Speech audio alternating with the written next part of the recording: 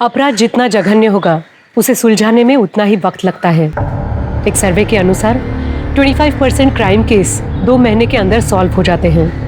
बाकी के 75% crime case या तो क्लोज हो जाते हैं या तो ठंडे बस्ते में चले जाते हैं। ऐसे क्राइम में क्रिमिनल बहुत चालाक होते हैं और क्राइम करने से पहले ही बचने के रास्ते तैयार रखते हैं। लेकिन विक्टिम का क्या, उनके परिवार वालों का क्या?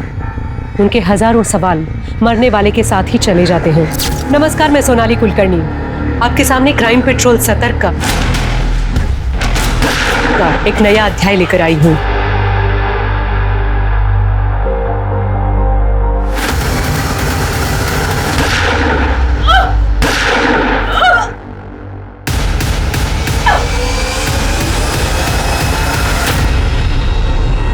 आज का ये केस मर्डर से शुरू हुआ था, लेकिन इस केस की कहानी बेहद अविश्वसनीय है।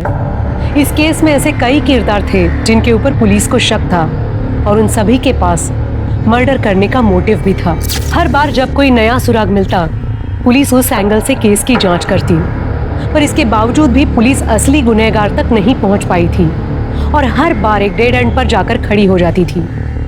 आखिरकार पुलिस को ये केस बंद करना पड़ा। तो क्या थी इस केस की सच्चाई, और वो दूसरी हत्या जो हमने अभी देखी, वो लड़की कौन थी? उसका और उसकी हत्या का इस केस से क्या कनेक्शन था? चलिए इसकी शुरुआत करते हैं वहां से जहां से ये सब कुछ शुरू हुआ। इतना आसान नहीं है कार्तिक। एक बार जुर्म साबित हो जाए तो सजा होना पक्का है। पर पापा, अगर वो खुद ही मान ले कि उन्हें साइन को फॉर्ज किया है तो सजा कम तो हो सकती है ना? मुश्किल है।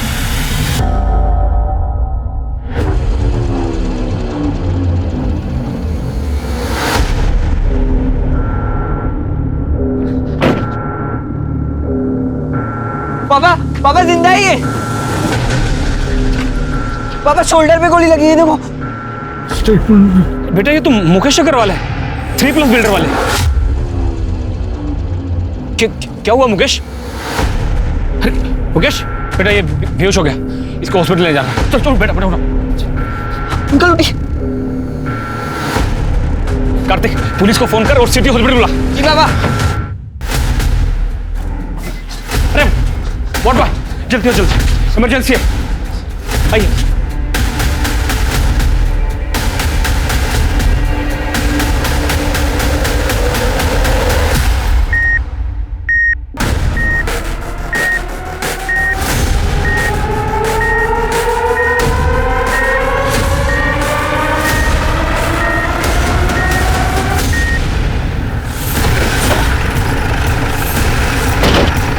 सर, मैंने ही आपको फोन किया था। मुकेश जी को हॉस्पिटल लाते वक्त हमने उनका स्टेटमेंट रिकॉर्ड किया,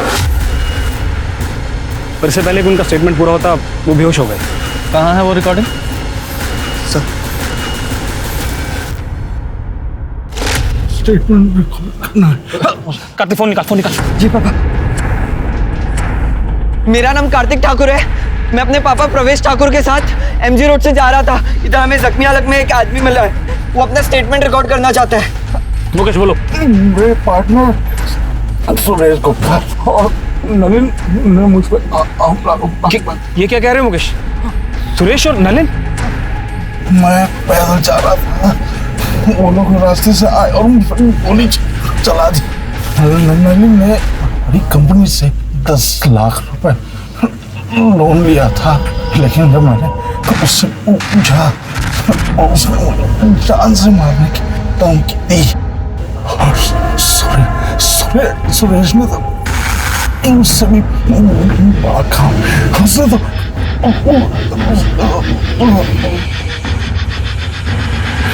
किसका आइडिया था? मुकेश जी। और सर, अगर वो नहीं भी बोलते ना तो मैं उनका स्टेटमेंट जरूर रिकॉर्ड करता, अपनी सेफ्टी के लिए। सर, ये उनका वॉलेट है, चेक करो। सर हमने उनकी फैमिली को फ़ोन कर दिया है, उनके बेटे और वाइफ आते ही होंगे। गुड। शर्मा और इंस्पेक्टर साहब, कैसे हो गया ये सब कुछ? वो ठीक तो है? आप शांत हो जाइए, जरा मेरे साथ आइए।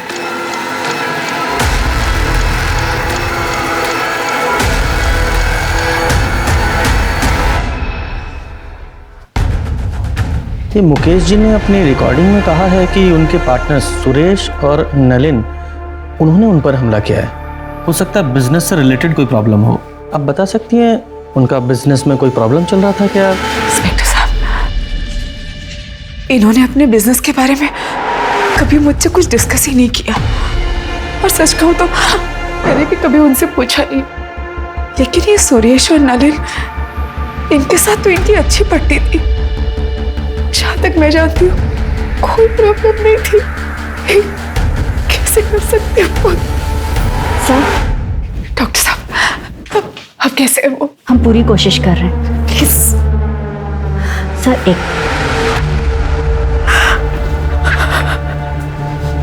ये सब क्या हो गया?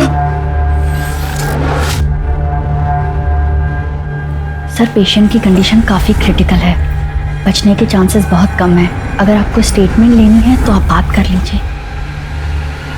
Thank you doctor. Mukesh ji, ये देखिए, ये रिकॉर्डिंग देखिए।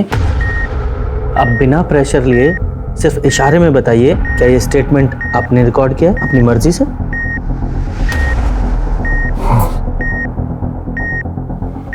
मतलब आपके पार्टनर्स सुरेश और नलिन, उन्होंने आप पर गोली चलाई? हाँ, मेरे पार्टनर ने गोली मारी और उन्हें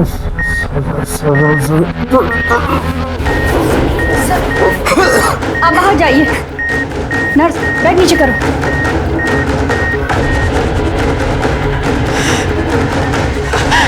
इंस्पेक्टर साहब, क्या हो रहा है?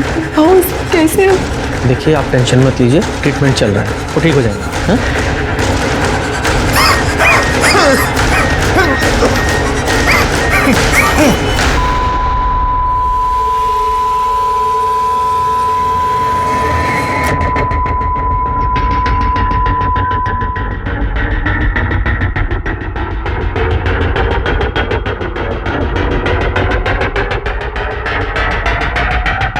I'm sorry, he's no more.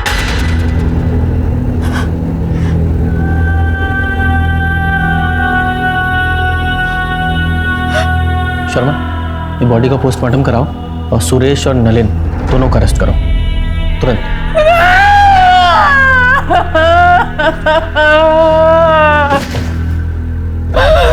कैसे जा सकते हो?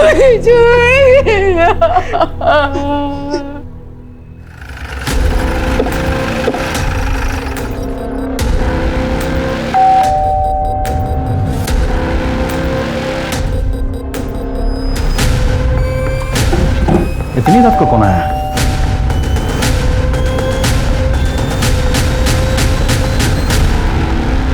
सुरेश गुप्ता। जी, मैं ही सुरेश गुप्ता हूँ। पर बात क्या है? हम आपको अरेस्ट करने आए, घर की तलाशी लो। अरे एक मिनट, अरेस्ट किस लिए? मुकेश अग्रवाल की कत्ल के जुर्म में। क्या? मुकेश का मर्डर? हाँ, अभी कुछ देर पहले ही मुकेश का मर्डर हुआ है एमजी रोड। मरने से पहले उसने तुम्हारा और सुरेश गुप्ता का नाम लिया। गुप्ता, पूरा घर चेक करो। मैडम। सर, आपको कोई गलतफहमी हुई है। मेरे पति मुकेश जी को सपने में भी कोई नुकसान नहीं पहुंचा सकते हैं। आपके पास इसके अलावा कोई प्रूफ है कि मेरे पापा ने किया है? आप वारंट लेके आइए। हमें हमारा काम पता है, इन्वेस्टिगेशन के बीच में बाधा मत डाली।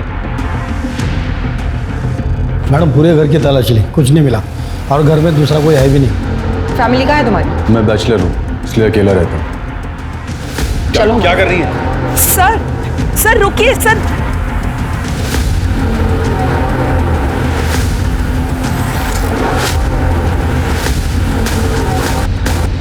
मुकेश का खून तूने किया ना?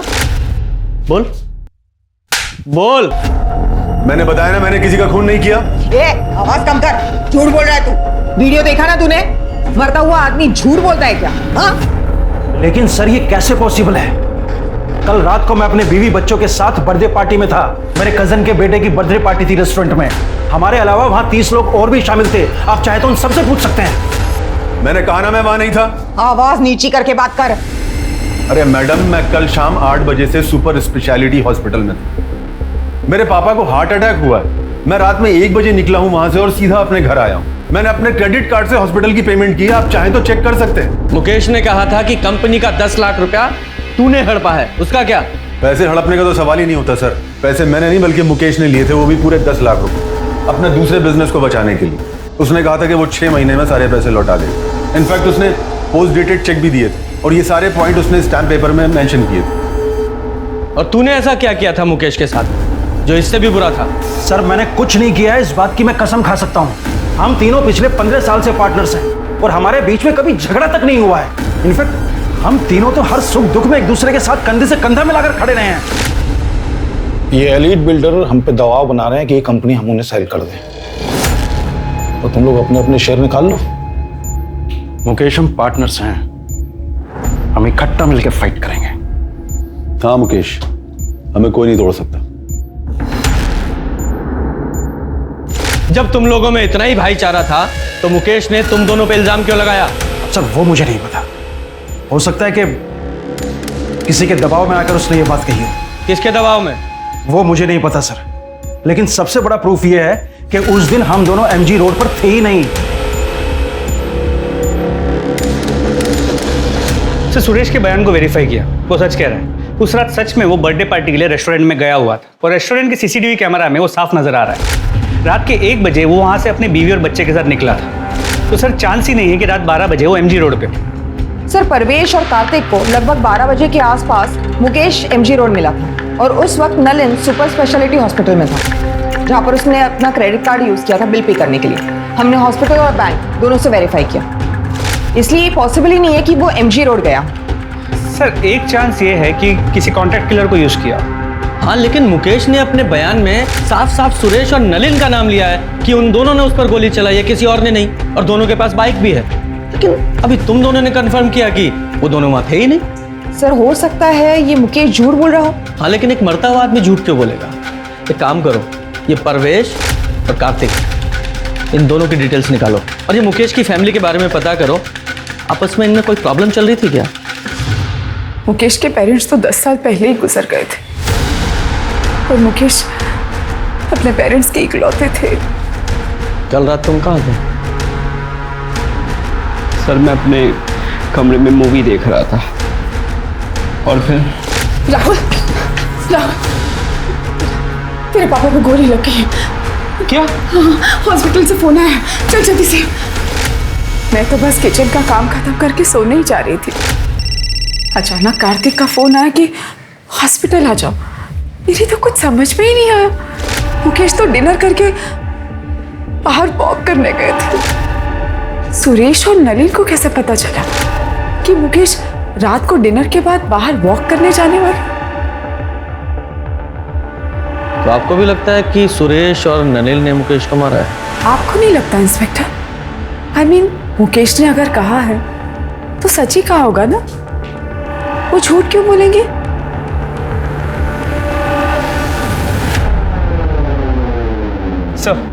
सर पोस्टमार्टम रिपोर्ट के हिसाब से मुकेश की मौत एक्सेसिव ब्लीडिंग की वजह से हुई है। सर करीब 10 फीट की दूरी से मुकेश के कंधे पे गोली चलाई गई, तो गोली की ट्रेजेक्टरी नीचे से ऊपर की तरफ है। सर हमने सुरेश और नलिन की स्टोरी वेरीफाई की और दोनों के कॉल रिकॉर्ड्स भी चेक किए। कॉल रिकॉर्ड्स में किसी हिस्ट्री शीटर या कॉन्ट्रैक्ट किलर का कनेक्शन नहीं निकला। सर शूटिंग का कोई आई विटनेस भी नहीं है और ना ही कोई सीसीटीवी कैमरा उस एरिया में है। रुको, आप ऐसे अंदर नहीं जा सकते। देखिए मैं 2 मिनट ही बात करना चाहती हूँ प्लीज। इंस्पेक्टर साहब मुझे पहचाना ना आपने? मुकेश की वाइफ। हाँ बोलिए। सर मैंने सुना है कि आप नलिन और सुरेश को छोड़ रहे हैं, क्या ये बात सच है? हेलो। हाँ छोड़ना ही पड़ेगा ना, क्योंकि मुकेश जी का स्टेटमेंट हमारी इन्वेस्टिगेशन के फैक्ट से मैच नहीं करता और उन दोनों के खिलाफ हमारे पास कोई पुख्ता सबूत नहीं है, इसलिए हम उन्हें ज्यादा दिन कस्टडी में नहीं रख सकते। लेकिन सर आप भी जानते हैं खून हुआ है मेरे पति का, कुछ भी कीजिए, हाथ छोड़ रही हूँ आपके आगे। जिसने भी मेरे पति को मारा वो मुझे इंसाफ चाहिए।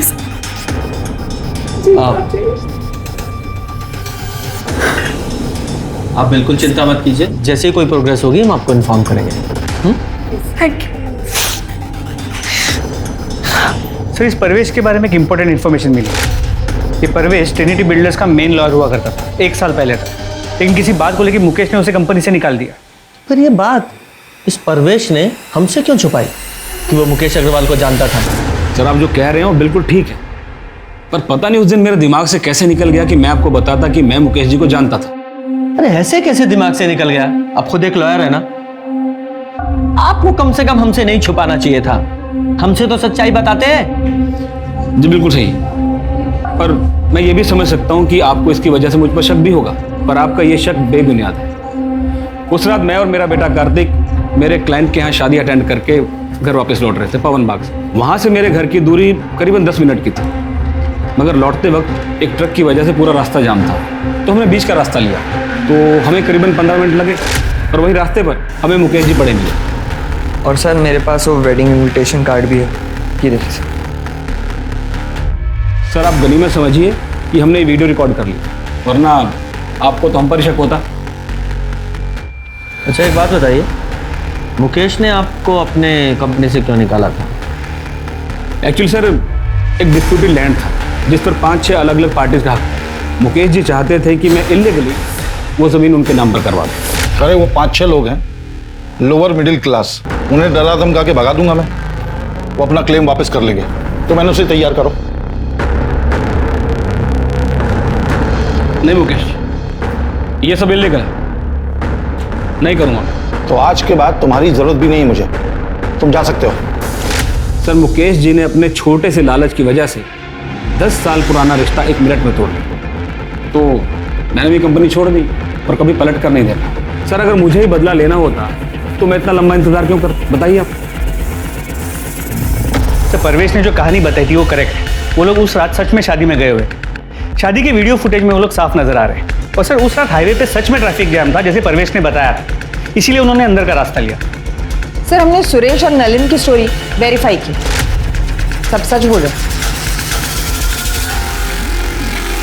6 महीने की इन्वेस्टिगेशन और सभी संदिग्धों पर नजर रखने के बाद भी जब पुलिस के हाथ कुछ नहीं लगा तो पुलिस ने इस केस को बंद कर दिया। पर नियति को कुछ और ही मंजूर था। मुकेश की केस फाइल बंद करने के 6 महीने बाद, यानी कि मुकेश के मर्डर के 1 साल बाद कुछ ऐसा हुआ जिसने ठंडे बस्ते में पड़े मुकेश मर्डर की केस को रीओपन करा दिया।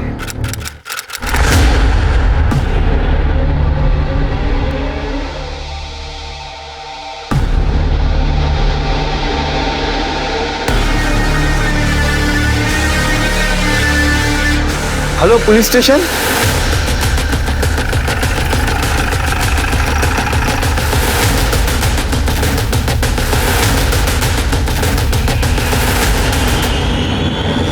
पूजा चेक करो सर। जरा आसपास चेक करो।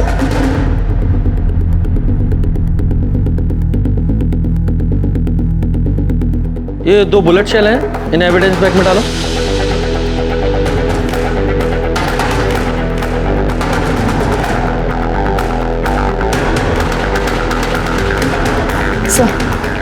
सर एंट्री होल से लगता है कि क्लोज रेंज से 2 बुलेट चलाई गई। और सर शायद इस लड़की की कल या आज मौत हुई है। सर कपड़े देख के लगता है इसके साथ कोई सेक्स या रेप का साइन तो नहीं है। और सर लड़की के पास से ऐसे कुछ नहीं मिला है जिससे इसकी शिनाख्त हो सके। सर जिस आदमी ने हमें बताया था उसने कहा था कि वो एक सेल्समैन है, यहाँ कहीं डिलीवरी के लिए जा रहा। उसकी बॉडी देख के मैं अपडेट किया था उसमें। बंगला किसका है? सर ये तो नहीं पता चल पाया है कि जगह काफ़ी सुनसान है। यहाँ से सबसे नज़दीक जो घर है वो भी 500 मीटर दूर है और वो भी बंद। आसपास की बस्ती में जरा पता करो ये बंगला किसका है। सर ये मोबाइल मिला है, दीवार के पास पड़ा था। हो सकता है ये मोबाइल इस लड़की का हो। इस मोबाइल को लैब में भेजो और अनलॉक कराओ। बॉडी को पोस्टमार्टम के लिए भेजो। Sir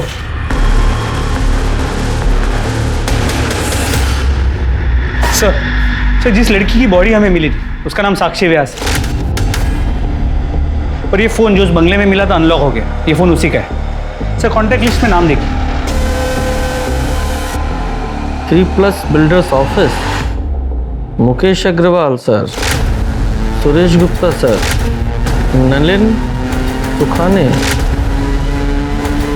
Mukesh Agarwal murder case? हाँ सर, और जिस बंगलों में हमें साक्षी व्यास की बॉडी मिली वो भी 3+ बिल्डर्स के नाम पर ही रजिस्टर्ड है। इन दोनों पार्टनर से फिर से मुलाकात करनी पड़ेगी। जी हम साक्षी को जानते हैं, हमारे यहाँ अकाउंट डिपार्टमेंट में काम करती है। मर्डर हुआ है उसका, वो भी आपकी कंपनी के बंगले में। क्या? मर्डर हो गया? जी, लेकिन कल तो वो ऑफिस आई थी, आज नहीं आई, तो हमें लगा कि शायद अपनी माँ की देखभाल के लिए छुट्टी ले ली होगी। साक्षी की माँ नूतन बीमार रहती है, वो अपने बिस्तर से उठ तक नहीं सकती है। अच्छा एक बात बताइए, उसे कोई परेशान वगैरह तो नहीं कर रहा था? नहीं। उसका कोई अफेयर वगैरह? नहीं ऑफिसर, ऑफिस में तो ऐसा कुछ नहीं था। और वो बाहर क्या करती है वो हमें नहीं पता, लेकिन हाँ व्यवहार में अच्छी थी और काम भी अच्छा करती थी। उसके घर का एड्रेस दीजिए, और हाँ आपके स्टाफ से पूछताछ कर लें। हाँ श्योर। साक्षी ने अपने पर्सनल लाइफ के बारे में कभी आपसे कोई बात की है? नहीं सर, वो अपने आप में रहती थी, कभी किसी से ज़्यादा घुलती मिलती नहीं थी। साक्षी के बारे में हम ज़्यादा कुछ नहीं जानते सर।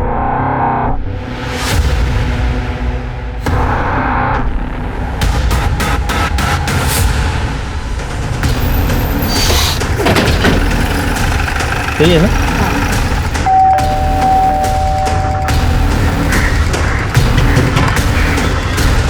क्या हुआ सर? वो हमें साक्षी की माँ से मिलना है। नूतन जी तो बिस्तर पे है और उनकी बेटी साक्षी ऑफिस में होगी। क्या बात है इंस्पेक्टर? साक्षी का मर्डर हुआ। क्या? हे भगवान, नूतन जी का क्या होगा? साक्षी तो कितनी प्यारी बेटी थी। मेरे पास इमरजेंसी चाबी उन लोगों ने देके रखी है, मैं अभी लेके आती हूँ।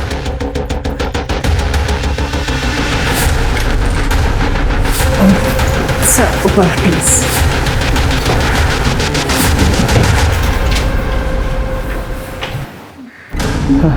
गुप्ता, डॉक्टर को फोन करो। सर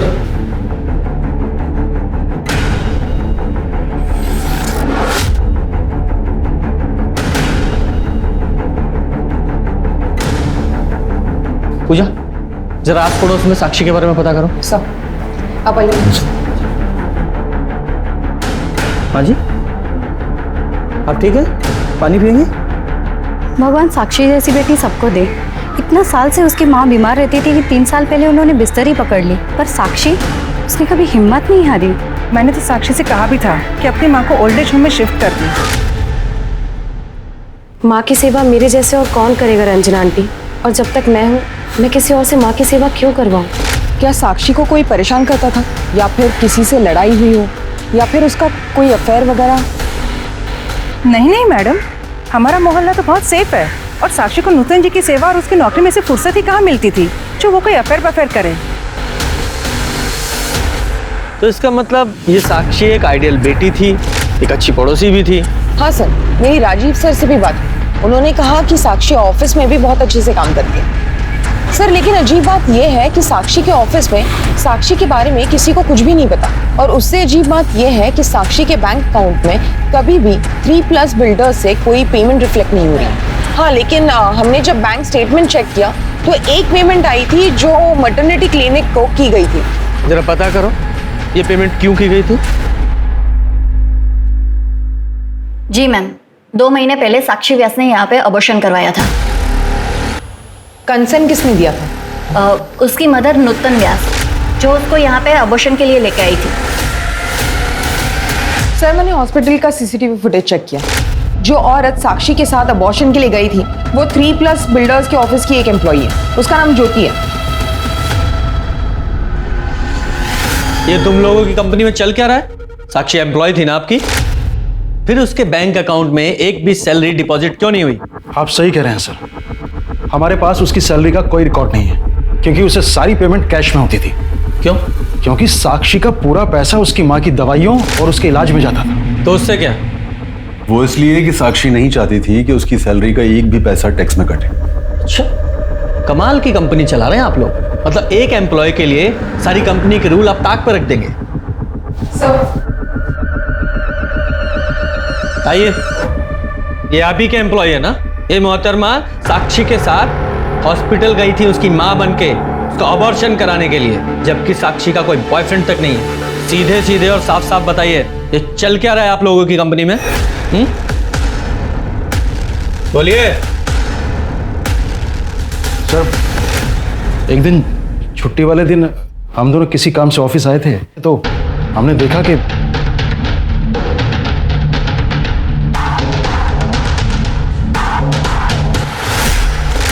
मुकेश ने हमें बताया था कि उसका साक्षी के साथ अफेयर है। इसलिए साक्षी ने जब कैश पेमेंट की बात की तो हम दोनों मना नहीं कर पाए। सर हम सच बोल रहे हैं, हम दोनों आपसे कुछ नहीं छिपा रहे। ये मुकेश मर्डर केस की इन्वेस्टिगेशन के दौरान ये एंगल तब सामने नहीं आया था। सर साक्षी की पोस्टमार्टम रिपोर्ट के हिसाब से उसकी मौत 4 मार्च को 4 से 6 बजे के बीच हुई और सर 2 बुलेट्स फायर किए गए थे,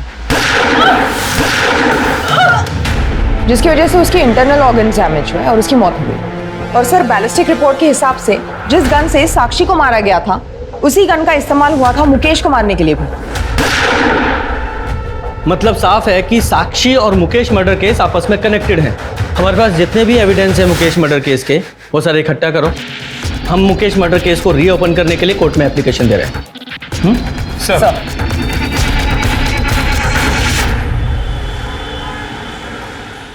सर, कोर्ट ने मुकेश अग्रवाल मर्डर केस को रीओपन करने की मंजूरी दे दी है। वेरी गुड, शुरू से शुरू करते हैं। सबसे पहले मुकेश अग्रवाल के घर चलते हैं।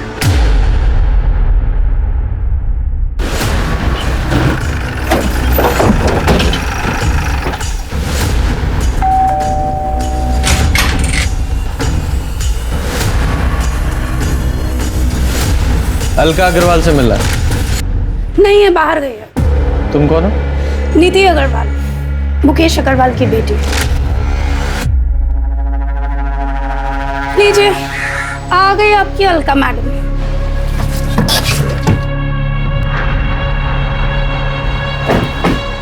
आइए, आप ही का इंतजार था। देखिए ना आपसे मिलने कौन आया। क्या पता भगवान की इच्छा रही तो आज आपको साथ में ले जाओ। नीति अपने कमरे में जाओ। हाँ, वैसे भी तुम्हारी शक्ल देखने से तो अच्छा है कि मैं अपने रूम में ही बैठूं।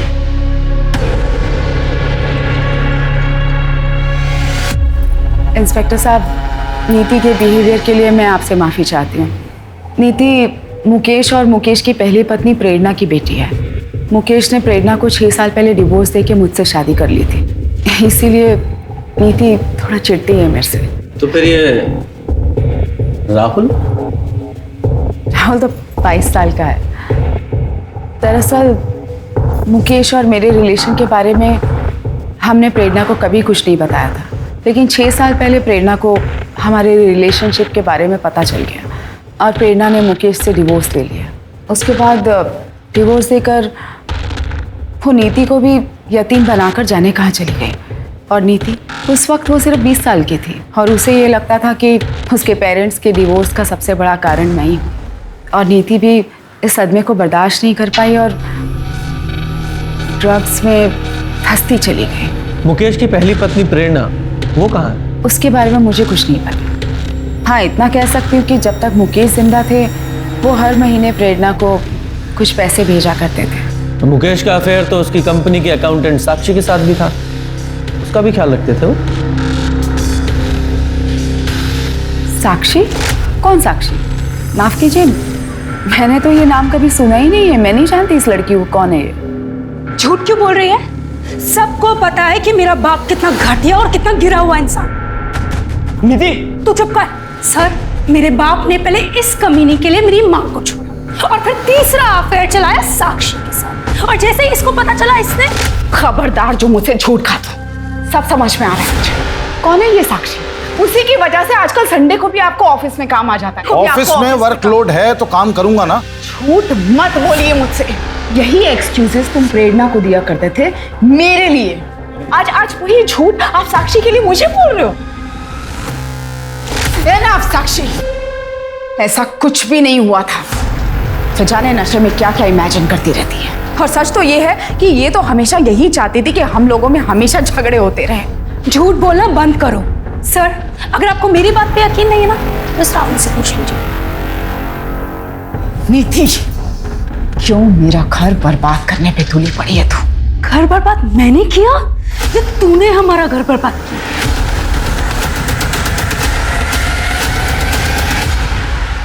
सर, मानना पड़ेगा, बड़ी अजीब फैमिली है। शर्मा, इस राहुल और इसकी मालका दोनों पे नजर रखो और साथ ही इस नीति पर भी, क्योंकि हो सकता है इस नीति ने नफरत, लालच या फिर नशे में ये सब किया हो। इस नीति की CDR, लोकेशन और कॉन्टैक्ट डिटेल्स निकालो। जरा पता करो ये नीति मुकेश के मर्डर वाली रात को कहाँ थी, क्योंकि हो सकता है कि नीति और उसकी माँ प्रेरणा ने मिलकर ही मुकेश को मारा हो। तो इस प्रेरणा से भी मिलना पड़ेगा।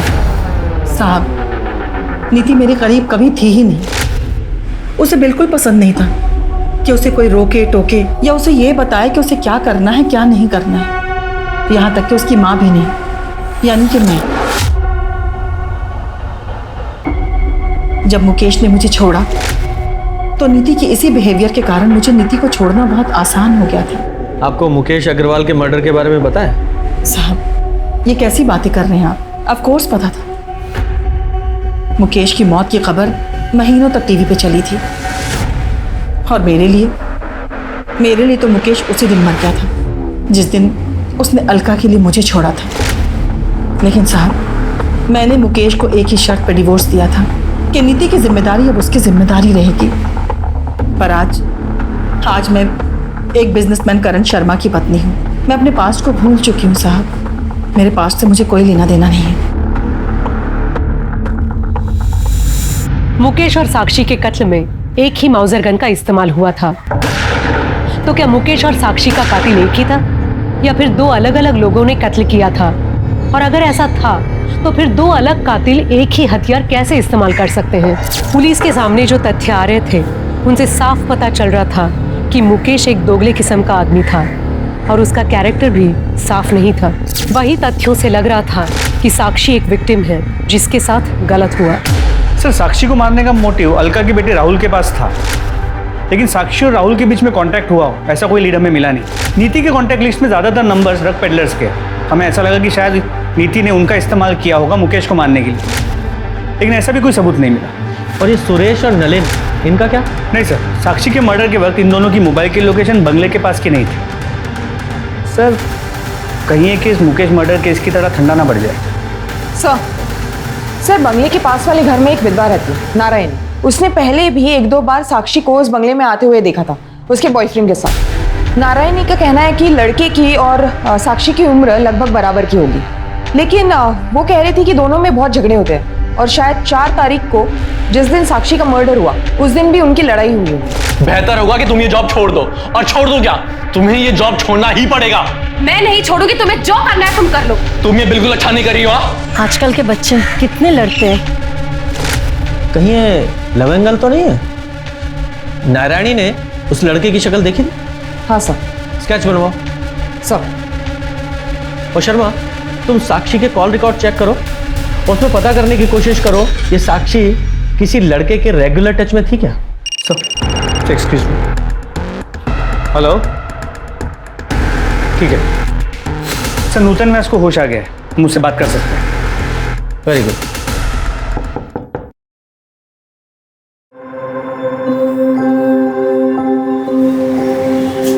नमस्ते सर, आप लोग? साक्षी कहाँ है? साक्षी ने हमें यहाँ भेजा है। उसने कहा है कि आप घर चलिए, मैं आती हूँ, तब तक आपसे बातें करते हैं। साक्षी के बारे में कुछ बताइए ना। साक्षी तो लगता ही नहीं मेरी बेटी है। उसने माँ की तरह मेरा ख्याल रखा।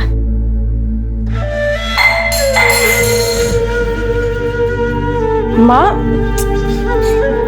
आप क्यों परेशान हो रहे हो? मुझे बोल दिया होता। ऐसा लगता है मैंने नहीं, उसने मेरी परवरिश की। उसने मुझे कभी अकेला नहीं छोड़ा। उसके रहते मुझे अपने स्वर्गवासी पति की कभी याद नहीं आई।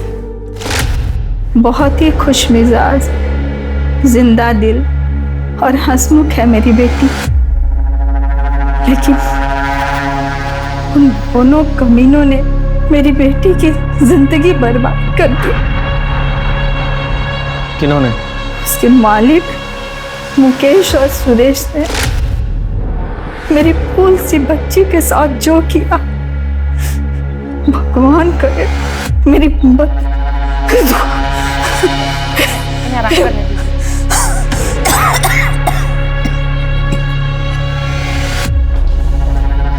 शर्मा, इस सुरेश को अरेस्ट करने की तैयारी करो।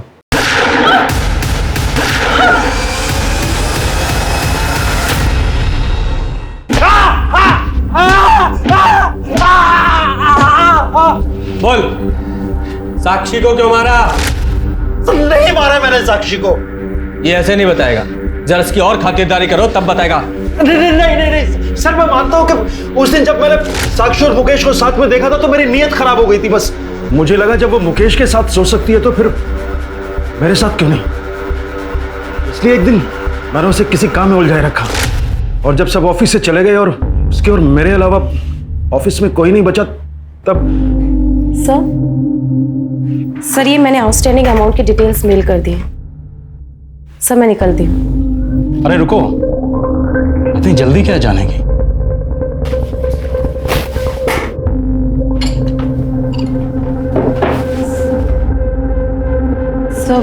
सर मैं ड्रिंक नहीं करती।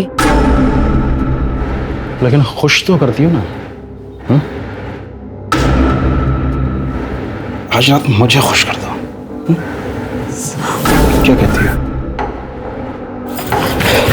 ज्यादा ना सती सावित्री पढ़ने की जरूरत नहीं है। मैं और नलिन तुम्हारे और मुकेश के बारे में सब कुछ जानते हैं। और सोचो, मुकेश की वाइफ को पता चल गया तो तुम्हारा क्या होगा? मुकेश तुम्हें धक्के मार के निकाल देगा। फिर तुम्हारी माँ का क्या होगा?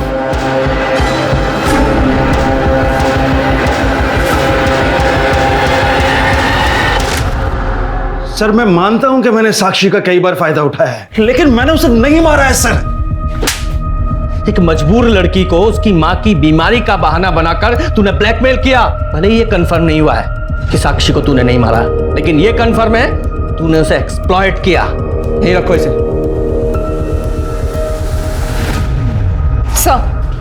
सर नारायणी के हिसाब से यही वो लड़का है जो साक्षी के साथ उस बंगले में आता था। ऐसा लग रहा है देखा है मैंने इसे, पर फिलहाल पहचान में नहीं आ रहा। हाँ देखा था। साक्षी की सीडीआर को चेक किया। सुरेश के बेटे आर्यन और साक्षी के बीच कई बार बात हुई। और सबसे इंपॉर्टेंट बात यह है कि साक्षी के मर्डर वाले दिन भी आर्यन ने साक्षी को फोन किया। यस,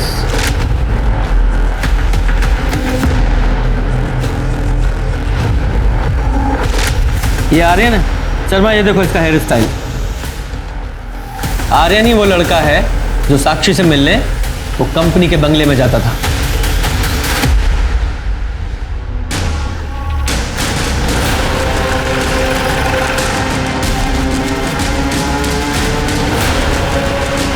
एक सेकेंड, पापा ऑफिस में नहीं है और ना ही नलिन अंकल। तेरे पापा तो ऑलरेडी हमारे मेहमान हैं, और अच्छा है नलिन में यहाँ नहीं है, क्योंकि तेरे से सवाल करते तो खामा-खा अड़ंगा लगाता।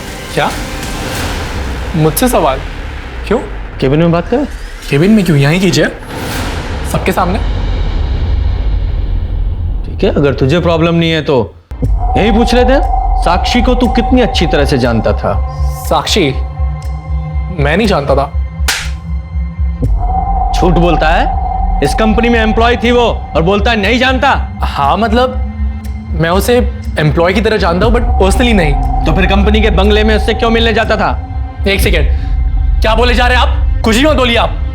कुछ भी नहीं बोल रहा हूँ। आई विटनेस है हमारे पास, जिसने तुझे और साक्षी को उस बंगले में कई बार देखा था।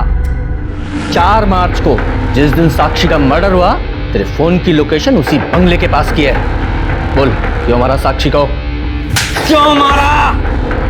बताओ वरना यहीं हड्डियां तोड़ूंगा मैं तेरी, वो भी सबके सामने। बोल। और क्या करता मैं सर? मैंने उस साक्षी को कितनी बार वार्न किया, उससे भीख तक मांगी कि वो मेरे पापा से नहीं मिले, पर वो मेरी एक नहीं सुनती थी। मेरी माँ उसकी वजह से कितना परेशान हो रही थी। नहीं, कहाँ था मतलब? ऑफिस में तो नहीं थे। सारे दिन ऑफिस में रहता हूँ क्या? बाहर मीटिंग्स भी होती हैं। हाँ, ऑफिस में साक्षी के साथ मीटिंग के लिए जगह नहीं मिलती तो बाहर मीटिंग करते हो। पापा, मेरे मामलों से ना दूर है। मतलब वरना क्या? हाँ बोलो, वरना क्या? अरे बात तो पूरी करके जाओ, वरना क्या? ये हमारी घर की हर रोज की कहानी हो गई थी सर, तो हमने सोचा कि हम ही इस झगड़े को सुलझा देते हैं। तो हमने साक्षी को कंपनी के बंगलों में बात करने के लिए बुलाया। लेकिन मेरी इसमें कोई गलती नहीं है, तुम्हें अपने पापा से बात करनी चाहिए। मैं बेवकूफ नहीं हूं। ये घटिया काम करिए, तुम अमीर बनना चाहती हो ना? मैं तुम्हें मेरी फैमिली बर्बाद नहीं करने दूंगा। बेहतर होगा कि तुम ये जॉब छोड़ दो। और छोड़ दो क्या, तुम्हें ये जॉब छोड़ना ही पड़ेगा। मैं नहीं छोड़ूंगी, तुम्हें जो करना है तुम कर लो। तुम ये बिल्कुल अच्छा नहीं कर रही हो। हाँ? लेकिन मेरे लिए यही अच्छा है।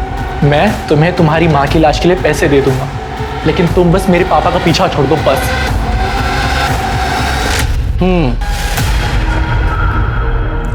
तो उस बंगले के पास में रहने वाली नारायणी को लगा कि तुम दोनों की लड़ाई दो प्यार करने वालों की नोकझोंक है, और तुम दोनों की आपस में लड़ाई हुई थी ना। साक्षी को मुझ पर विश्वास नहीं था। उसे लगता था कि मैं अपना प्रॉमिस नहीं निभाऊंगा, इसलिए उसने पापा से मिलना बंद नहीं किया। दिन पे दिन मेरे घर के हालात और खराब होते जा रहे थे, तो फाइनली मैंने गन का सहारा किया। गन कहां से मिली? पापा की कार की सीट से। मुकेश अंकल की मौत के अगले दिन जब मैं हर रोज की तरह जॉगिंग पे जा रहा था, पापा बहुत गुस्सा होते अगर उन्हें मालूम पड़ता कि मैंने उनकी गन छुई है। इसलिए मैंने सोचा कि मैं उन्हें बताऊंगा ही नहीं। इसलिए पापा के डर से मैंने उस गन को सेफ जगह छुपा दिया। लेकिन सर स्ट्रेंजली पापा ने कभी उस बारे में जिक्र ही नहीं किया। कभी कभी तो मेरा मन करता था कि मैं पापा को ही मार दूं मैं, लेकिन पापा को मार के मेरी माँ को विधवा बना के सर मेरी प्रॉब्लम सॉल्व नहीं होती। तो मैंने फाइनली सोचा कि मैं एक आखिरी बार साक्षी को मिलता हूँ, और हम फाइनली 4 मार्च को 6 बजे मिले। मैं अंदर नहीं जाऊंगी, तुम्हें जो बोलना है यही बोलो, और मैं इस जगह दोबारा नहीं आऊंगी। ठीक है, तो इसे मेरी फाइनल वार्निंग समझ ले और मेरे बाप से मिलना छोड़ दे। तो तू अपने बाप से क्यों नहीं बोलता कि वो मेरा इस्तेमाल करना छोड़ दे? मैं नहीं बोल सकती क्योंकि वो मेरी जरूरतें पूरी करता है और मैं उसकी। चुप हो जा, झूठ बोल रही है तू। तूने फंसाया मेरे बाप को, पैसों की भूखी है तू। तो अपने बाप से जाकर पूछना, हो सकता है तेरी माँ को ऐसे ही फंसा के लेकर आया हो, जबरदस्ती शादी की हो, और तेरी माँ ने भी उसके साथ पैसों के लिए शादी की हो, है ना?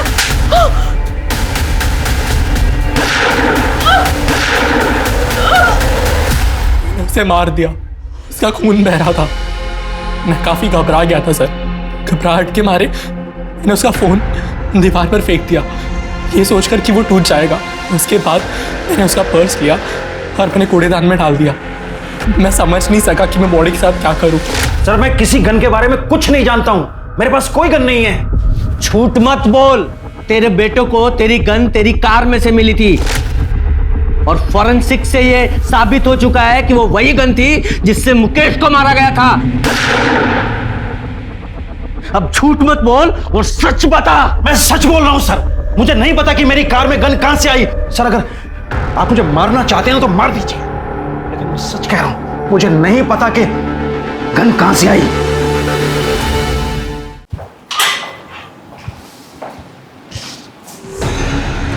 शर्मा, कहीं ये सुरेश सच तो नहीं बोल रहा है? कोई सचमुच में ही सुरेश को मुकेश के मर्डर में फंसाने की कोशिश कर रहा हो? सर जब ऑफिस में पूछताछ की थी तो वहां के लोगों ने कहा था कि ऑफिस की कार तीनों पार्टनर्स यूज करते हैं, और एक एक्स्ट्रा चाबी ऑफिस में भी होती है। हाँ, तो ऐसा हो सकता है ना कि या तो कातिल इन तीनों पार्टनर्स की फैमिली में से ही कोई है, या फिर इनके अलावा कोई ऐसा आदमी जिसकी पहुंच उन चाबियों तक थी। उसने मुकेश का मर्डर किया और गन इस सुरेश की कार में प्लांट कर दी। कौन हो सकता है ऐसा? पुलिस ने साक्षी के कातिल को ढूंढ लिया था। आर्यन ने साक्षी का कत्ल किया था अपनी माँ की खुशियां वापस लौटाने के लिए, बिना ये सोचे कि इस कदम से उसने अपने परिवार को बर्बाद कर दिया था। पर सवाल अभी भी वही था कि मुकेश का कातिल कौन है। पुलिस की हर संभव कोशिश एक डेड एंड पर जाकर रुक जाती थी। इसलिए पुलिस ने एक बार फिर सब कुछ शुरू से शुरू करने का सोचा, और तब कुछ ऐसे तथ्य सामने आए जिसे पुलिस ने पहली बार गलती से नजरअंदाज कर दिए थे। इसमें साफ साफ तो लिखा है कि मुकेश अग्रवाल को जो गोली मारी गई वो सीधी नहीं बल्कि नीचे से ऊपर की तरफ। इतनी बड़ी भूल हमसे हुई कैसे? सर ये बात तो मैंने आपको बताई थी, इसमें भूल कैसे? भूल यही है कि हमने इतनी इंपॉर्टेंट इंफॉर्मेशन को नजरअंदाज किया है। मतलब मैं तुम्हें समझाता हूँ। मुकेश अग्रवाल की हाइट 6 फीट की थी, और पोस्टमार्टम रिपोर्ट के हिसाब से उसे लगभग 10 फीट दूर से गोली मारी गई, और गोली की ट्रैजेक्टरी नीचे से ऊपर की तरफ थी। जनरली लोग जब शूट करते हैं तो वो चेस्ट पे निशाना लगाते हैं, लेकिन मुकेश को गोली शोल्डर पे लगी। इसका मतलब वो कोई प्रोफेशनल शूटर नहीं था जो सिर्फ 10 फीट की दूरी से सही निशाना नहीं लगा पाया। शर्मा, जरा शोल्डर को एम करो और शूट करो।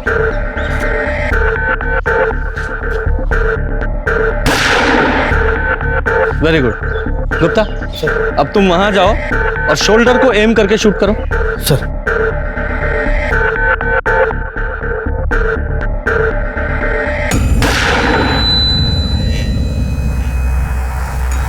करेक्ट। शर्मा जरा इधर आओ, ये देखो, ये वो टारगेट है जो तुम्हारी बुलेट से हिट हुआ। वो एकदम सीधी बॉडी के पार हुई है। और गुप्ता ने जो शोल्डर पे गोली शूट की उसकी ट्रेजेक्टरी नीचे से ऊपर की तरफ, मतलब जिसने भी शूट किया है उसकी हाइट मुकेश की हाइट से काफी कम थी। गुप्ता तुम्हारी हाइट कितनी है? सर मेरे हाइट 5'8". 5 foot 8 inch. शर्मा हमारे सस्पेक्ट्स में से किसकी हाइट 5 फुट 8 इंच की है? जरा पता लगाओ। सर मुकेश मर्डर केस के सारे सस्पेक्ट, सुरेश उसकी पत्नी काजल, का बेटा आर्यन, मुकेश की पहली पत्नी प्रेरणा, उसकी बेटी नीति, मुकेश की पत्नी अलका और वो लॉयर परवेश और उसका बेटा कार्तिक, किसी की भी हाइट मुकेश की हाइट से या तो ज्यादा है या उसके बराबर है या बहुत कम है। किसी की भी हाइट परफेक्ट 5 फुट 8 इंच नहीं है, वो सिर्फ तेरी है। बता क्यों मारा अपने फादर को? मैंने अपने पापा को नहीं मारा। तो रो क्यों रहा है? उन्हें नहीं मारना था, उन्हें तो बस एक गोली में घायल करना था। मतलब गोली तू नहीं चलाई? ये सब पापा का ही आइडिया था। मैं आप पे गोली कैसे चला सकता हूँ? मुझे मारना नहीं है, सिर्फ घायल करना है, ताकि मैं ये इल्जाम सुरेश और नलिन पे लगा सकूं। उन दोनों ने मेरी जिंदगी मुश्किल कर रखी ऑफिस में। एक बार वो दोनों अरेस्ट हो गए ना, पूरी कंपनी हमारी होगी। जिंदगी में इससे बड़ी सिक्योरिटी और क्या होगी? पर साक्षी का क्या? आप उसे छोड़ दोगे ना? हाँ छोड़ दूंगा उसे, प्रॉमिस। पापा ने पूरा प्लान तैयार कर लिया था। मेरे पास सुरेश अंकल के कार की डुप्लीकेट चाबी भी थी और मैं वहां चला गया जहां पापा ने मर्डर का प्लान किया था। ये जगह मैंने इसलिए चुनी है कि यहाँ आधी रात को भी ट्रैफिक होता है। हर 5-6 मिनट में कोई ना कोई कार पास होती है। सिटी हॉस्पिटल सिर्फ यहाँ से 10 मिनट की दूरी पे है। और सबसे बड़ी बात, सुरेश का घर यहाँ से सिर्फ 3 किलोमीटर दूर है। पापा मुझे डर लग रहा है बहुत। कर पाऊंगा क्या? नहीं बेटा, मुझे पूरा भरोसा है, तुम कर लो।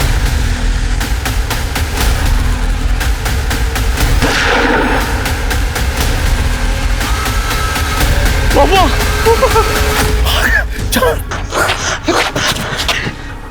पापा ने जैसा सोचा था वैसा नहीं हुआ। बजाय 5-6 मिनट के पहली कार 15 मिनट के बाद आई। पापा दर्द और तकलीफ में थे। उन्होंने मुझे मना किया था कि मैं उनकी मदद ना करूं।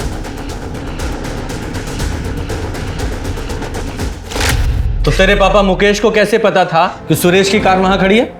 पापा को पता था कि सुरेश अंकल पार्टी जा रहे हैं और वो पार्टी जाकर जरूर ड्रिंक करेंगे। और सुरेश अंकल जब ड्रिंक करते तो अपनी गाड़ी नहीं चलाते। ये मुकेश का लालच ही था जिसने उसकी सोच पे पर्दा डाल दिया था। मुकेश का कातिल खुद मुकेश ही था। मुकेश ने प्लान तो अच्छा बनाया था, पर 10 मिनट की देरी ने उसकी जान ले ली और फिर शूटिंग एक एक्सीडेंटल मर्डर बन गया। पुलिस ने राहुल को अपने पिता के प्लान में साथ देने और फिर शूटिंग के लिए गिरफ्तार किया। मुकेश के प्लान ने बहुत सारे लोगों की जिंदगियां बर्बाद कर दी। अगर पुलिस से इन्वेस्टिगेशन में चूक नहीं हुई होती तो ये केस शायद पहले ही सॉल्व हो जाता। लेकिन इस केस की नियति कुछ और थी और 1 साल बाद एक और खून होने के बाद पुलिस को न सिर्फ दोनों कत्ल में माउजर गन का कनेक्शन मिला, बल्कि ये केस भी उसके अंजाम तक पहुंचा। लालच बुरी बला है, संतुष्ट जीवन ही सुखी जीवन का मूल मंत्र है। अब मैं सोनाली कुलकर्णी आपसे विदा लेती हूँ। कल फिर मिलेंगे क्राइम पेट्रोल सतर्क जस्टिस रीलोडेड के इस नए अध्याय के साथ। तब तक सुरक्षित रहें, सतर्क रहें और अपने परिवार का ख्याल रखें। देखते रहिए क्राइम पेट्रोल सतर्क। जय हिंद।